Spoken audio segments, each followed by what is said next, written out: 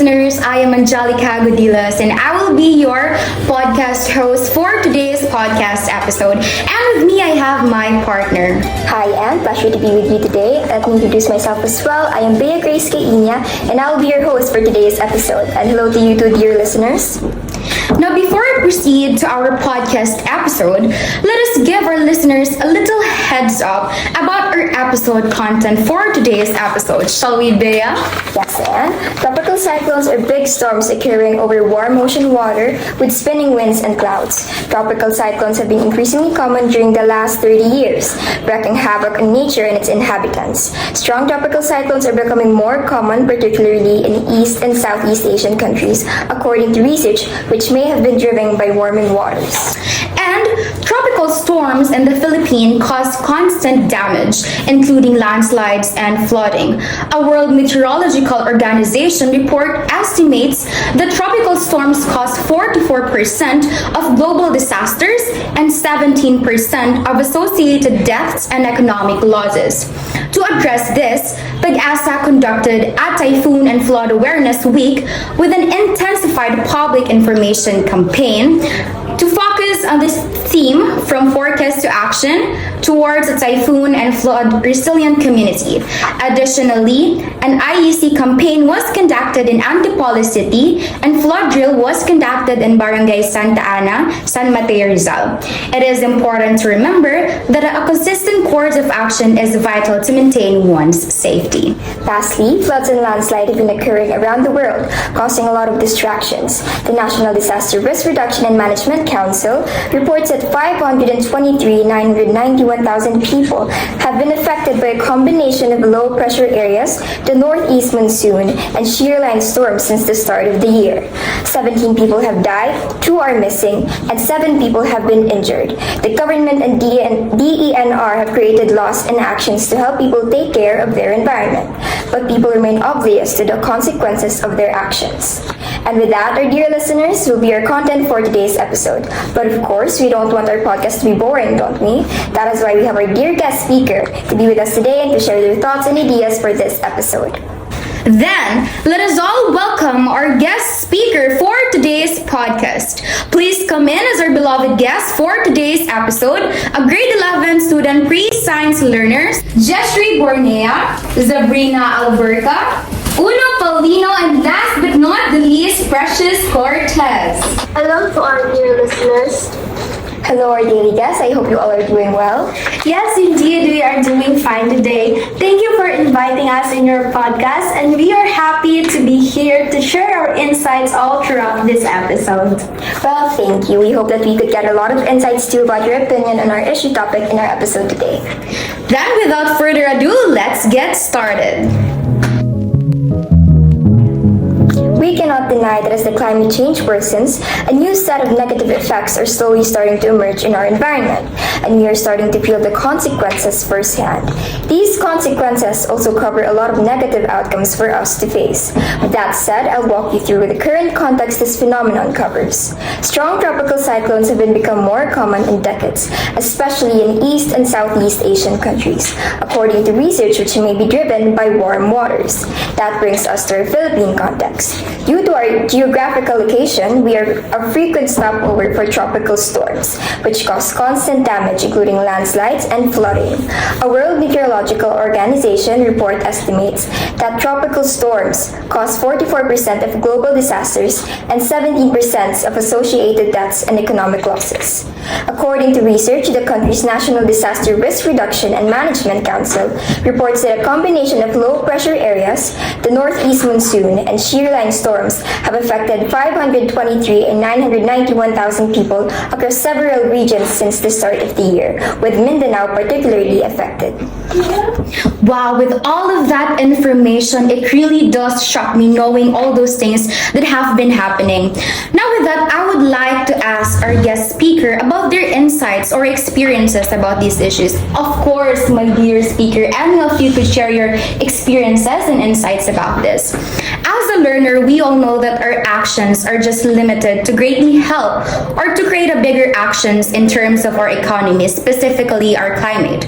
Now, as a person, how can you create an impact in our community in order to preserve our economy and our environment? I believe that I can accomplish this by actively participating in organizations' activities that foster the improvement of our climate's action. Exactly, and with that, I would also promote the importance of consistency and taking action, just as I promote helping movements in general.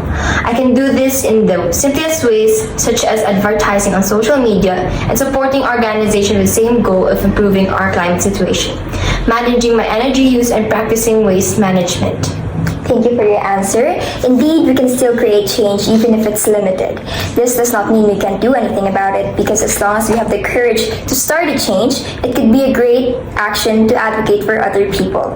It is important to remember that to make major changes, we must first make small ones. Yes, indeed it is. Now, moving forward, I would really like to deepen these topics because a lot of people might not know this, but then they stay oblivious about it. They just don't really pay attention to the things that have been happening. And with that, allow me to at least give you a little insights about these issues. Tropical storms greatly affect the community, and still it continues to worsen despite the actions and awareness taken in recent months and years because of people's actions and negligence of programs intended for the environment. People also don't properly dispose their plastic waste, which is really one of the factors on why our environment is the same as before. Some people or groups also cut trees for their own benefit, which is happening normally these days. And with that, I came to a realization and it hit me. We do want a change, but then our action says otherwise. We tend to listen, but then we never apply it. We want to fix it, but then at the end of the day, we are the one who ruin it. In short, our actions and negligence in our environment could greatly affect and change our future. Am I right, Bea? Yes, you are, and I totally agree with you.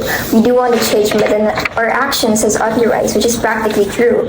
Knowing a lot of cases that have been stated about it, all about our environment, and still a lot of people say oblivious about it. Now, dear guest, let me ask you, what is your generalization about the importance of starting to create an action for our environment and economy? What can you say to our dear listeners? It is important for us to understand and apply our learnings in terms of these issues, since it could greatly affect us. Not just us, but the next generation. In addition, the environment produces resources that are critical to our health and quality of life.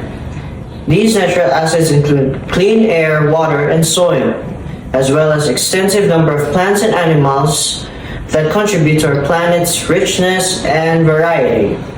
And if we can still continue to ruin our environment, then we would face great consequences that we should pay for our negative actions and negligence towards our environment and economy. As we are the inhabitants of the earth, its future really is up to us, or our actions specifically. Just as the saying goes, what we give is what we'll get. A great example of an action that will reduce one of the factors that worsen the state of our environment is the application of the 3 R's: reduce, reuse, and recycle. An action that will help us manage the waste that we create. So furthermore, in our community, we can promote and advocate for people to know the importance of 3 R's. We can start by doing community cleanups, helping barangay organizations spread and practice awareness, and advocating also. We can also teach kids and youth as early as possible for them to be more active in activities related to our environment and economy. And in addition to that, there are a lot of alternatives for us to consider to create a change and make our environment and economy healthy and preserve them for the next generation. Yes, Josh, I agree with you. A small action could create a bigger impact in our community. This action not only help us, but with this, we could create a change for a better outcome.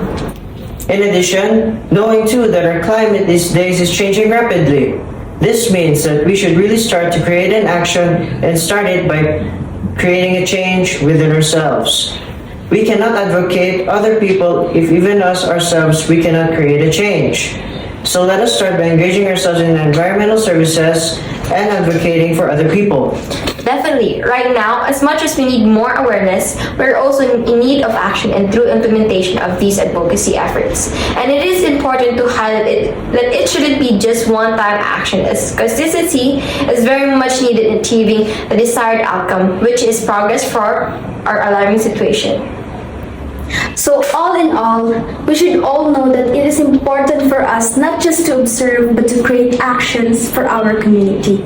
It doesn't imply that having a limited sources or having a limited actions could hinder us to create a change. We should all believe that a change starts within you.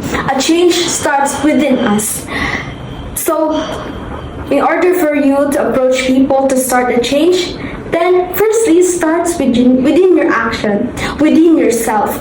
Then you could start advocating to other people to not just create a change, but also to help our current situations that we are experiencing because of our negligence actions. That we could all possibly stop the tropical storms, landslides, and other disasters, that we could still evolve and enhance without cutting trees, without ruining our resources, that we could still change even if it is hard. Because in life, nothing is easy. And if billions of people help and teach each other, then there's no such thing as impossible. Yes, I agree with you, Josh.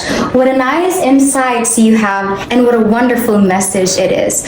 I hope our dear listeners would be able to grasp information with all of these. Now, before we end our wonderful episode, our dear guest speakers, do you have any ideas and thoughts or anything that you would like to share? Yes, I have. I just want to defend Josh's thought a little bit, and I hope my small message would reach to all of the listeners. A careless action can have far-reaching effects on thousands of people and future generations, including children who are living in vulnerable communities. Climate change, such as severe floods and landslides, has destroyed thousands of innocent lives and dreams. And that is all because of our own negligence. People nowadays seems to value and focus more on upgrading society than taking action on fixing environmental issues. With this, let us all be mindful of our actions, as we are not the only ones living on this earth. What we did today will surely have a great impact on the future.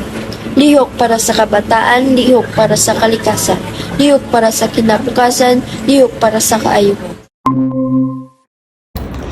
Thank you so much. What a wonderful message and quote. We hope that our listeners would learn and apply all of your wonderful insights and messages into our climate action. And this is where we end our today's podcast episode. With that, I would like to share my gratitude to our dearest guest speakers, Treasury Bornea, Sabrina Alberca, Uno Paulino, and Precious Cortez, for letting us interview you and for sharing your insights. We are more grateful in your active participation in today's podcast. Thank you for inviting us. We're happy to be here. Thank you for having us. And you are all welcome, our dear speakers. Once again, thank you for being here. And also, thank you, my dear co-host, Bea Caina, for being my partner for today's podcast. You're welcome and thank you. And with that, let me say that our podcast has ended for today's episode. Have a great day, everyone. And once again, we all thank you.